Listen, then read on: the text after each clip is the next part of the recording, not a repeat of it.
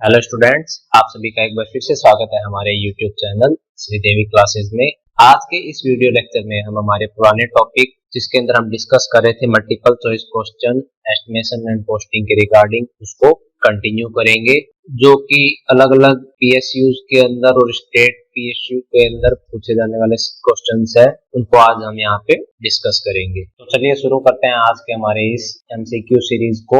Ratio of DPC course is, dam proof course जो हम provide करवाते हैं उसका रेशो पूछा गया है। हमें पता है स्टूडेंट्स, जो DPC हम प्रोवाइड करवाते हैं उसका जो रेशो होता है 1:1.5 होता है, जो कि हमारा रिच सीमेंट कंक्रीट होता है। यदि हम सीमेंट कंक्रीट ना प्रोवाइड करवा के यदि हम मोर्टार प्रोवाइड करवाते हैं, रिच मोर्टार, उसका रेशो होता है 1:2, जिसके अंदर हमारा एक वाटर प्रूफिंग मटेरियल भी जो है यहाँ पे इसके अंदर हम मिक्स करते हैं। तो इसका जो करेक्ट आंसर है वो है 1:1.5। Actual dimension of standard modular brick, हमसे यहाँ पे मॉड्यूलर ब्रिक का डायमेंशन पूछा है। जैसा कि हमको पता है स्टूडेंट्स, जो मॉड्यूलर ब्रिक्स होती है उसका जो डायमेंशन होता है वो होता है 20 centimetre into 10 centimetre into 10 centimetre, और जो हमारा ट्रेडिशनल साइज होता है स्टूडेंट्स वो होता है हमारा 22.4 इंटू 11.4 इंटू 7 सेंटीमीटर के around. The quantity of wood for shutter and door and window is calculated as. अब हमें ये बताना है कि हमारे को जो वुड वर्क जो है इसके लिए, खिड़की और दरवाजों के शटर के लिए, उसको हम कैसे कैलकुलेट करते हैं। वुड वर्क होता है शटर के लिए, डोर और विंडो के, उसको हम कैलकुलेट करते हैं स्टूडेंट्स हमारा मीटर स्क्वायर के अंदर। The plan of building is in the form of square with center line dimension of outer walls are 14.7 meter into 14.7 meter. If the thickness of the wall in superstructure is 0.3 meter, then plinth area is, जैसा कि आपको पता है students, हमको क्या कहा है, एक स्क्वायर शेप का एक एरिया है जिसकी सेंटर लाइन डायमेंशन में दी हुई है कितनी, 14.7 मीटर इंटू 14.7 मीटर, और साथ ही साथ हमको उसके सुपर स्ट्रक्चर की जो वॉल्स है उसकी जो विड्थ है वो दी हुई है हमारा 0.3 मीटर। तो हमें फाइंड आउट करना है क्या, प्लिंथ एरिया। हमें यहाँ पे student centre to centre length given है वॉल्स की, जो कि होती है, ये लेंथ जो हमें गिवन है यहाँ पे 14.7, और ये जो लेंथ है स्टूडेंट्स हमारी, ये कितनी है हमारा 30/2 मीन्स b/2, और इस तरफ भी हमारा कितना है, ये b/2। तो टोटल जो आउटर टू आउटर लेंथ क्या हो जाएगा हमारा, आउटर टू आउटर लेंथ यदि हम फाइंड आउट करें तो हमारा कितना हो जाएगा 14.7 प्लस 0.3, टोटल हो गया हमारा कितना 15 मीटर। तो 15 मीटर है, हमें प्लिंथ एरिया फाइंड आउट करना है। तो प्लिंथ एरिया के अंदर हमारे को पता है स्टूडेंट्स, हमारा जो विड्थ ऑफ द वॉल जो है वो इंक्लूडेड होता है। तो दोनों साइड का एरिया जो हो जाएगा वो हमारा कितना हो जाएगा, साइज क्या हो जाएगा हमारा प्लिंथ एरिया का 15 मीटर इंटू 15 मीटर। तो टोटल हमारा प्लिंथ एरिया कितना हो जाएगा 15 इंटू 15, जो कि है कितना 225 एरिया है, दैट इज मीटर स्क्वायर। तो हमारा राइट आंसर क्या होगा इसका 225 metre square. Pick up the item of work which is not included in plinth area. अब इसके अंदर से हमें वो बताना है जो हमारा प्लिंथ एरिया के अंदर इंक्लूडेड नहीं है। जैसा कि आप सबको पता है, जो कोर्टयार्ड एरिया जो होता है उसको हम प्लिंथ एरिया के अंदर इंक्लूड नहीं करते हैं।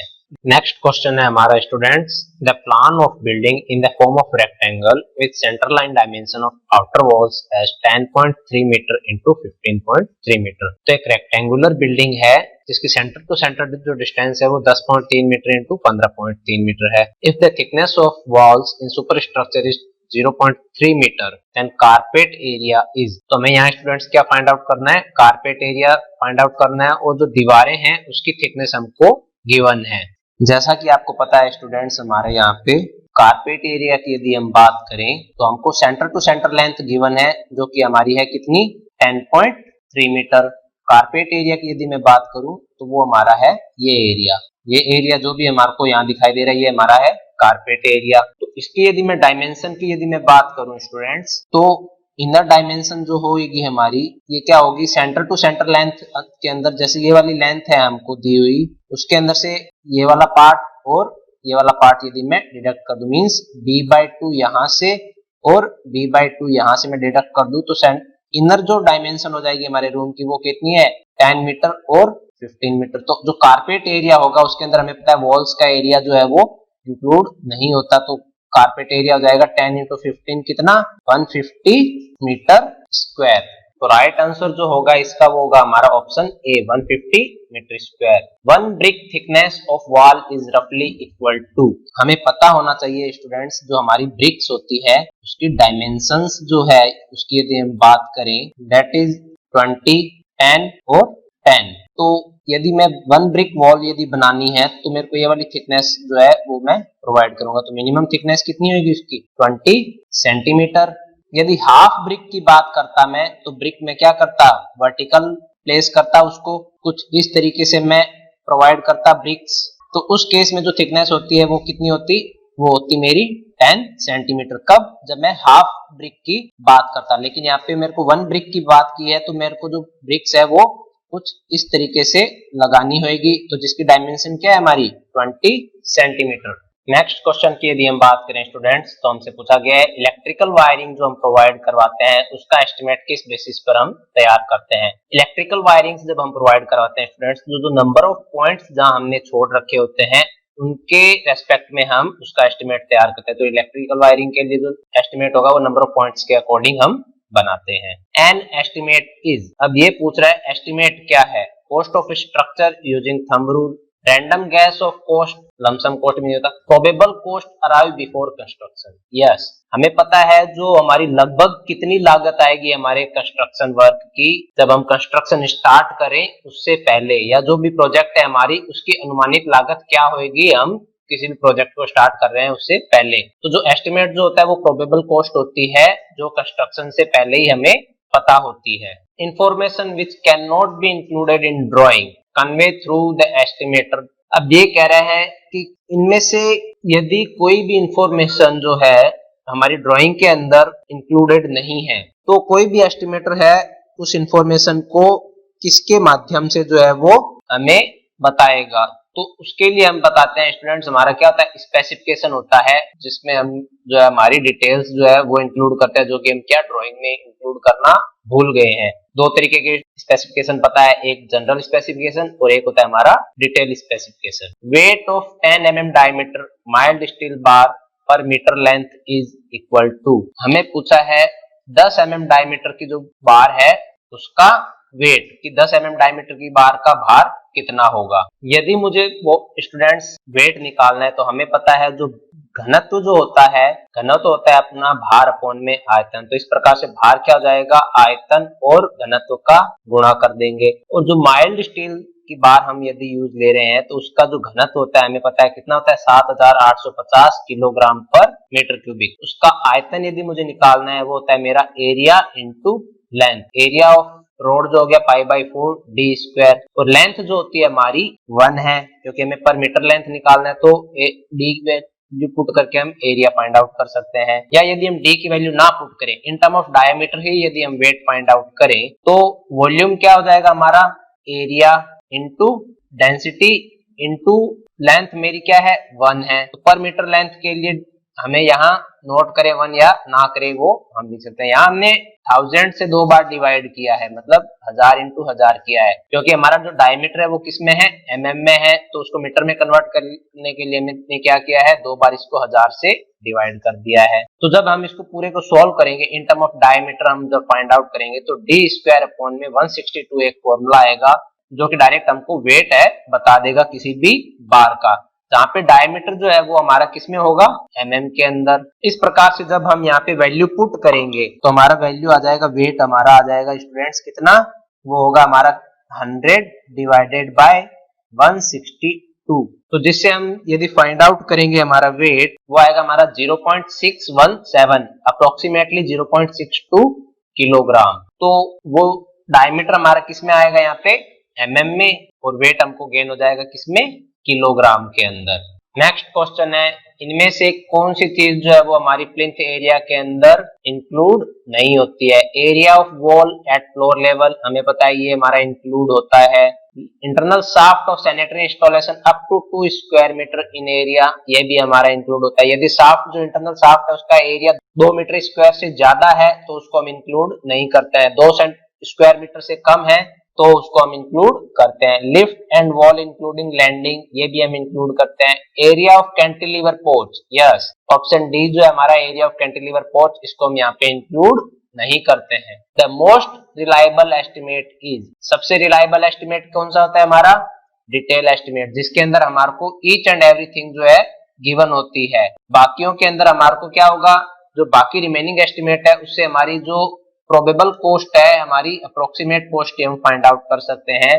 जो डिटेल एस्टिमेट है उससे हमारा जो कॉस्ट है प्रोजेक्ट की वो हम एग्जैक्टली जो है बहुत ही प्रिसाइज लेवल पे हम उसको फाइंड आउट कर सकते हैं। नेक्स्ट क्वेश्चन हमारा, the cross section of strip footing is shown, the quantity of BFS brick flat soling under the footing पर मीटर लेंथ इज, हमको इसकी क्वांटिटी बतानी है कि इसके अंदर कितना वॉल्यूम जो है वो यहाँ आएगा। जैसा कि आप यहाँ डायग्राम में देख रहे हैं, ये हमारा पोर्शन जो है ये वाला हमारा क्या है, बीएफएस का पार्ट है।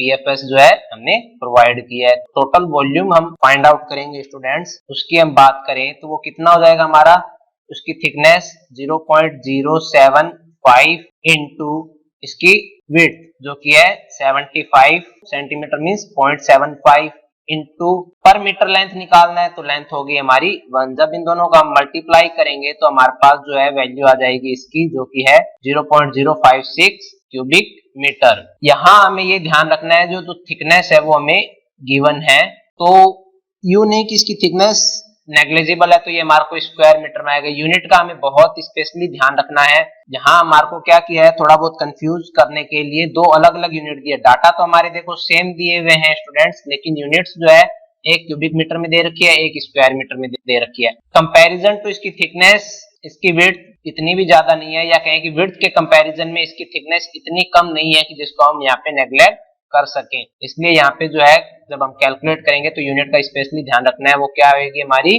क्यूबिक मीटर के अंदर। नेक्स्ट कह रहा है the rate of payment is made for 100 cumec पर 100 क्यूमेक इज केस ऑफ, हमें देखना है इनमें से जो भुगतान की जो दर है वो पर 100 क्यूमेक के अकॉर्डिंग किसके लिए है। हमने पढ़ा था जो अर्थ वर्क का हम काम करते हैं एक्सकवेशन के अंदर, उसकी जो पेमेंट होती है हमारी वो होती है हमारी पर 100 क्यूबिक मीटर के अकॉर्डिंग। नेक्स्ट क्वेश्चन है हमारा students, 12 mm thick cement plaster 1:6 के अंदर हमारा मिक्स है, 100 स्क्वायर मीटर ब्रिक वर्क है उसके अंदर हमें करना है। क्वांटिटी ऑफ सीमेंट हमसे यहाँ पे पूछा गया है, तो हमें पता है जो हमारा वॉल्यूम आएगा प्लास्टर का जो कि थिकनेस है इसकी कितनी 0.012 मीटर इंटू 100, तो हमारा जो वेट वॉल्यूम जो आएगा वो आ जाएगा हमारा 1.2 मीटर क्यूबिक है। ये क्या है हमारा वेट वॉल्यूम है।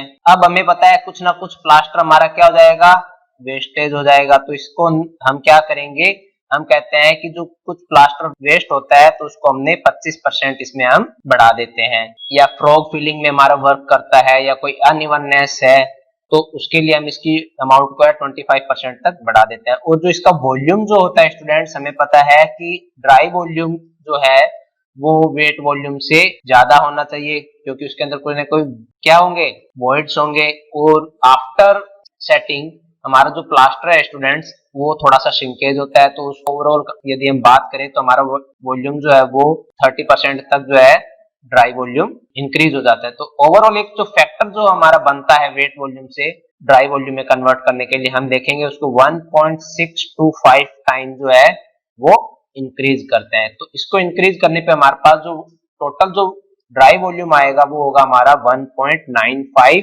मीटर क्यूबिक, जो कि हमारा क्या है ड्राई वॉल्यूम है। अब हमें प्रोपोर्शन पता है कि किस प्रोपोर्शन में हमें मिक्स करना है, दैट इज 1:6। तो इसको सीमेंट की क्वांटिटी से निकालनी है तो डिवाइड कर दिया हमने 7 से इंटू 1, क्योंकि हमें पता है सीमेंट का हमें रेशो निकालना है तो सीमेंट का जो रेशो है वो उससे मल्टीप्लाई कर देंगे और नीचे जो टोटल रेशो है उनसे हम डिवाइड कर देंगे, तो ये इसकी वैल्यू आ जाएगी हमारी 0.278 मीटर क्यूबिक, जो कि क्या है हमारा वॉल्यूम है किसका, सीमेंट का। तो इनमें से कौन सा आंसर है जो इसके अबाउट बता रहा है, जो कि ऑप्शन हमारा सी 0.274 मीटर क्यूबिक। तो राइट आंसर होगा हमारा 0.274 मीटर क्यूबिक। नेक्स्ट क्वेश्चन है हमारा, for 1 square metre single brick flat soiling, जिसका कन्वेंशनल साइज हमको गिवन है स्टूडेंट्स, जो कि कितना है 22.4 centimetre into 11.4 centimetre into 7 centimetre. The number of brick required, एक स्क्वायर मीटर के अंदर हमें कितनी ब्रिक रिक्वायर्ड होगी, किस वे में रख रहा है हमारा, फ्लैट सॉइलिंग के लिए।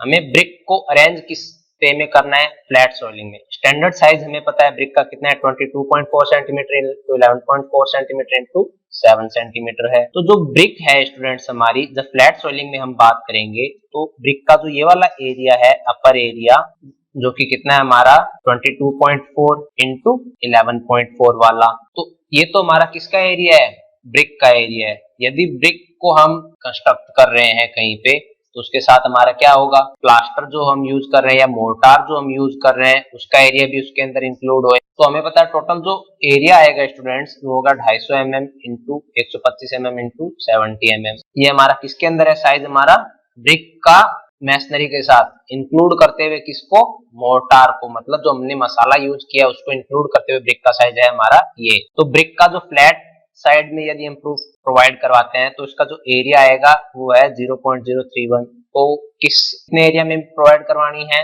1 स्क्वायर मीटर में। तो 1 के लिए हम क्या करेंगे, जो एरिया है सिंगल ब्रिक का उससे डिवाइड कर देंगे, उससे हमारे पास जो है नंबर ऑफ ब्रिक आ जाएगी, कितनी है वो 32 नंबर ऑफ ब्रिक। तो हमें ये ध्यान रखना है ब्रिक को किस तरीके से हम प्रोवाइड करेंगे फ्लैट सॉइलिंग में। नेक्स्ट क्वेश्चन है हमारा students, the number of brick required per square metre of brick on edge soiling. अब जो है हमारा ब्रिक कौन से है, फ्लैट सॉइलिंग ना होकर ब्रिक ऑन एज सॉइलिंग है, और साइज जो है कन्वेंशनल साइज। अब पिछले क्वेश्चन में हमें जो है साइज गिवन था, इन केस ऑफ हमें साइज ना गिवन हो तो हमें स्टूडेंट्स हमारा जो ब्रिक्स है उसकी साइज को हमें जो है पता रखना होगा।